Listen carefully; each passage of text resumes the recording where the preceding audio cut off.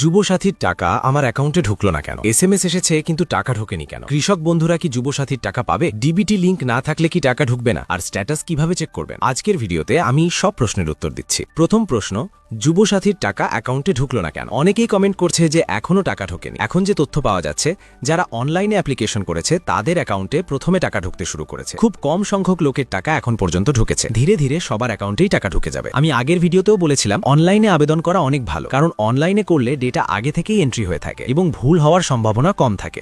অফলাইনের ক্ষেত্রে অনেক সময় ফর্ম এন্ট্রি করার সময় ভুল হয়, আর অনেক জায়গায় খবর আছে ক্যাম্পে ফর্ম পড়েছিল বা হারিয়েও গেছে। এই কারণেই অনলাইনে অ্যাপ্লিকেশন করাটা অনেক ভালো। দ্বিতীয় প্রশ্ন, এসএমএস এসেছে কিন্তু টাকা ঢোকেনি কেন? চিন্তা করার কিচ্ছু নেই। এসএমএস এসেছে মানে আপনার টাকা নিশ্চিতভাবে আসবে। একটু অপেক্ষা করুন, 1 থেকে 2 দিনের মধ্যেই টাকা অ্যাকাউন্টে ঢুকে যাবে। তৃতীয় প্রশ্ন, ডিবিটি লিংক না থাকলে কি টাকা ঢুকবে? এক কথায় উত্তর, ডিবিটি লিংক না থাকলেও টাকা ঢুকবে, কারণ যুবসাথীর টাকা এনইএফটি এর মাধ্যমে অ্যাকাউন্টে পাঠানো হচ্ছে। চতুর্থ প্রশ্ন, কৃষক বন্ধুরা কি যুবসাথীর টাকা পাবে? অনেক জায়গা থেকে খবর পাওয়া যাচ্ছে কৃষক বন্ধুরাও যুবসাথীর টাকা পেতে শুরু করেছে। পঞ্চম প্রশ্ন, স্ট্যাটাস কিভাবে চেক করবেন? বর্তমানে যুবসাথীর অফিসিয়াল ওয়েবসাইট 26 তারিখের পর থেকে বন্ধ রয়েছে, তাই এখন স্ট্যাটাস চেক বা নতুন আবেদন করা যাচ্ছে না। এই তথ্যগুলো যদি কাজে লাগে তাহলে ভিডিওটা শেয়ার করে দিন, যাতে অন্যরাও বিষয়টা জানতে পারে।